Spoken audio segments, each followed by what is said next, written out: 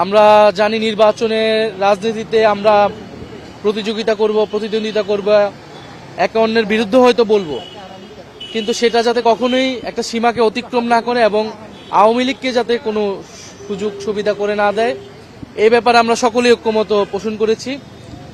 এবং জুলাই গণ অভ্যুত্থানকে যেভাবে পরিকল্পিতভাবে ভিলিফাই করা হচ্ছে মিডিয়া থেকে শুরু করে বিভিন্ন জায়গায় টকশোর মাধ্যমে, আওয়ামী লীগকে রাজনীতির মাঠে আসার একটা স্বাভাবিকীকরণ প্রক্রিয়া, একটা নর্মালাইজিং প্রসেস আমরা দেখতে পাচ্ছি।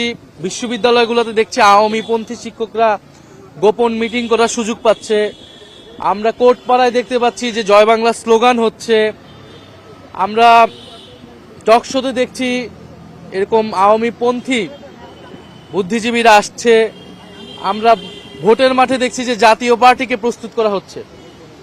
ফলে এই যে একটা সম্মিলন আমরা দেখতে পাচ্ছি, এটা একটা পরিকল্পিত আয়োজন আওয়ামী লীগকে রাজনীতির মাঠে পুনর্বাসিত করার। এবং আওয়ামী লীগ বুদ্ধিজীবী, সাংবাদিক, সাংস্কৃতিক কর্মী নানা নামে কিন্তু আওয়ামী লীগ সমাজে কথা বলার চেষ্টা করছে, কাজ করছে।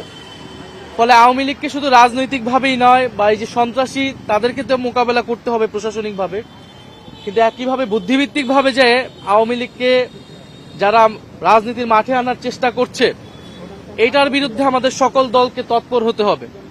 কিভাবে কোর্টপাড়ায় জামিন হচ্ছে, এই আইনজীবীরা তো কোনো না কোনো দলের সাথে জড়িত, মিডিয়া হাউসগুলোর সাথে রাজনৈতিক একটা সংশ্লিষ্টতা থাকে আমরা জানি।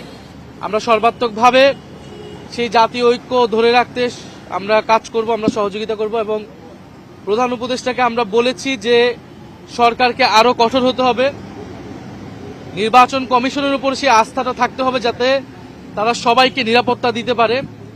এবং অবশ্যই ওসমান হাদির যারা হত্যা চেষ্টায় জড়িত, আমরা তাদেরকে তো অবিলম্বে আজকের মধ্যে আমরা গ্রেফতার চেয়েছি। এবং শুধু তারাই নয়, বরং এই যে পরিকল্পনার সাথে যারা জড়িত তাদেরকেও যাতে সরকার কঠোর ব্যবস্থা নেয় আওয়ামী লীগের বিরুদ্ধে। এবং আমাদের আরেকটা জিনিস মনে রাখতে হবে যে আওয়ামী লীগ এই সকল পরিকল্পনা করতেছে দিল্লিতে বসে। ফলে ভারত সরকারের প্রত্যক্ষ বা পরোক্ষ মদত ছাড়া আওয়ামী লীগ এই ধরনের পরিকল্পনা করতে পারে না। এই ধরনের তৎপরতা, জঙ্গি তৎপরতা তারা করতেছে। ফলে অবশ্যই ভারত সরকারকে, আমাদের এখানে যারা ভারতীয় দূতাবাস আছে তাদেরকে অ্যাকাউন্টেবল করতে হবে। সরকারের পক্ষ থেকে তাদেরকে ডেকে বলতে হবে যে সেখানে একজন মৃত্যুদণ্ডপ্রাপ্ত গণহত্যাকারীকে ভারত সরকার আশ্রয় দিয়ে অলরেডি তারা একটা নৈতিক অপরাধ করেছে।